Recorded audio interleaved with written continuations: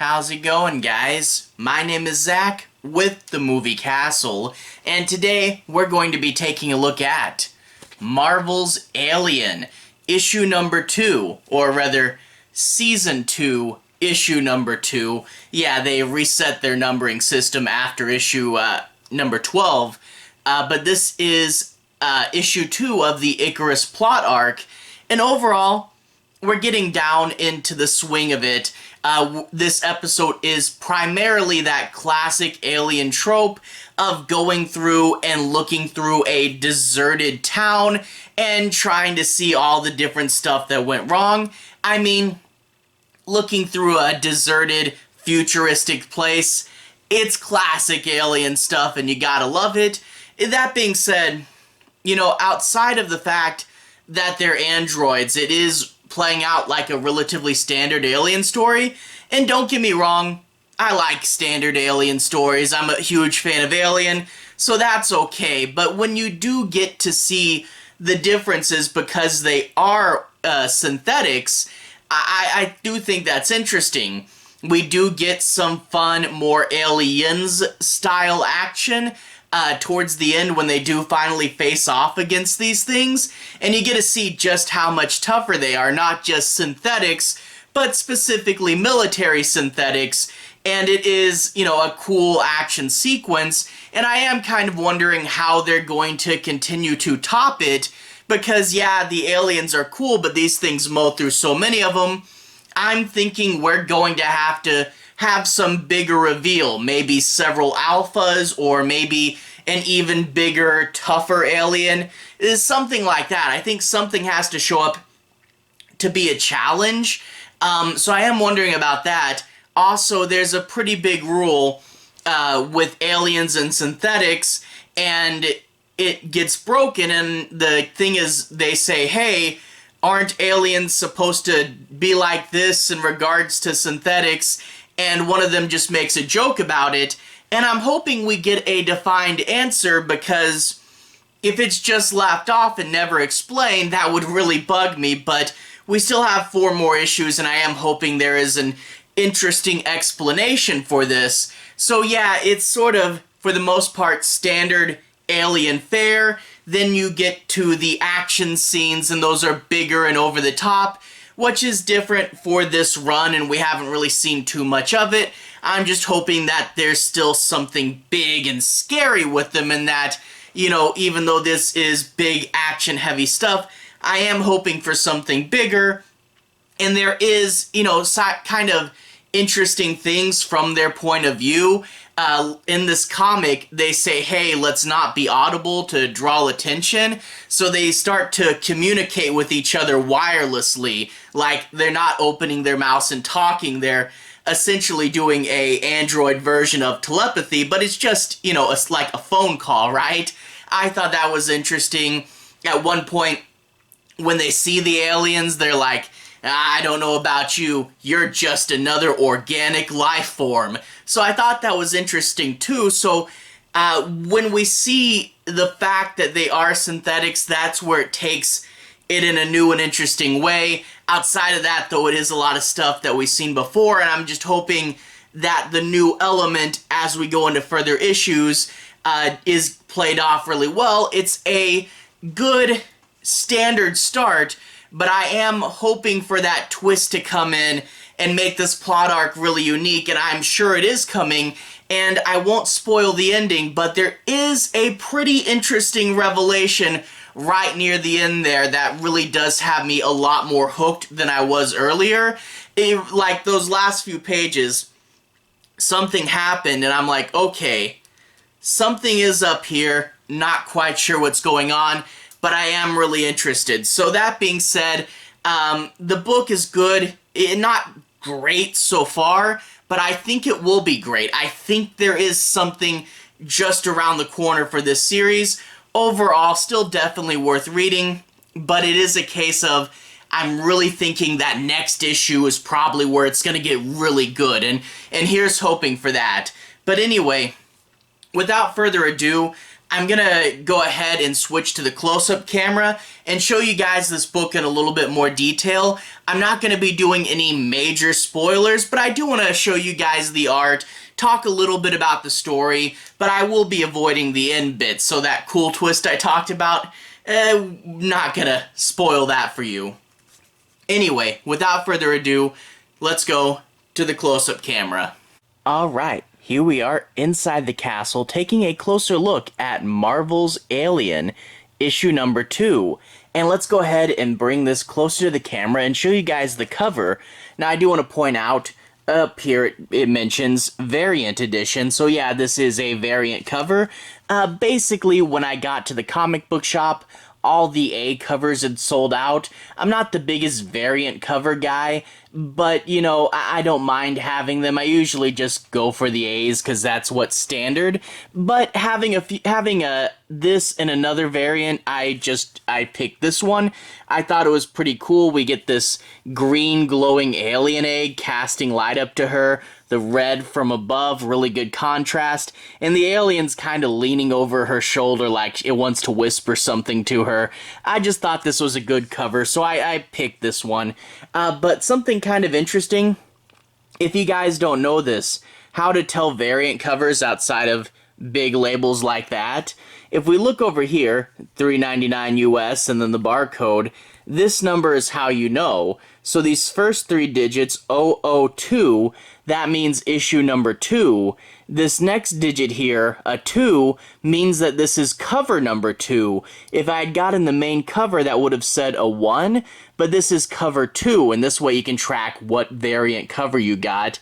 And then after that is a 1, and the final digit is the printing number. So this is issue 2, 002, 2 for cover number 2, and 1 for first printing.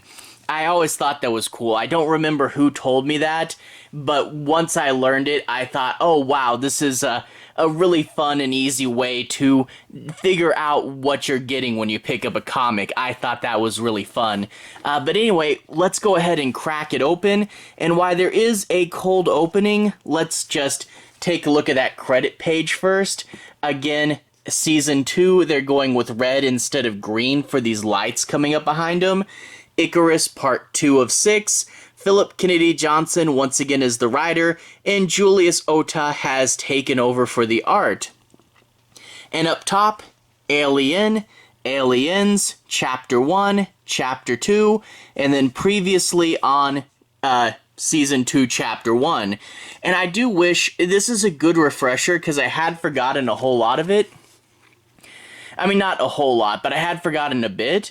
But I really wish they reminded me why exactly this alien egg was special again.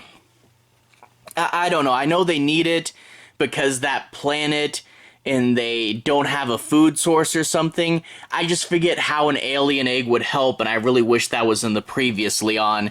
But anyway, then we get this nice little schematic for their landing craft. Yeah, Alien doesn't have Star Trek teleportation, so they need a ship to go from their big ship to their little ship, and that's what this one is. It mentions it can be loaded up with, you know, either, 16,000 kilograms or a whole bunch of soldiers. So that's pretty cool as well, and that's going to be the ship they get there. So without further ado, let's go ahead and take a look at the story. I'm not going to be doing any major spoilers, but I do want to say my piece on a few plot points and make sure you guys have a basic understanding as to what this issue is about. But actually, before we get in, there's this ad for the Extreme X-Men, which looks pretty cool. You know, you got Wolverine there. But there's Salvador Larroca. Salvador Larroca did the last plot arc, so I guess that's where he ran off to. And we actually open up with a nice shot of the ship in space orbiting the planet. Really cool shot there. But anyway, they're going to get dropped down, and we of course get their colonel doing the debrief, and they have nice suits and weapons.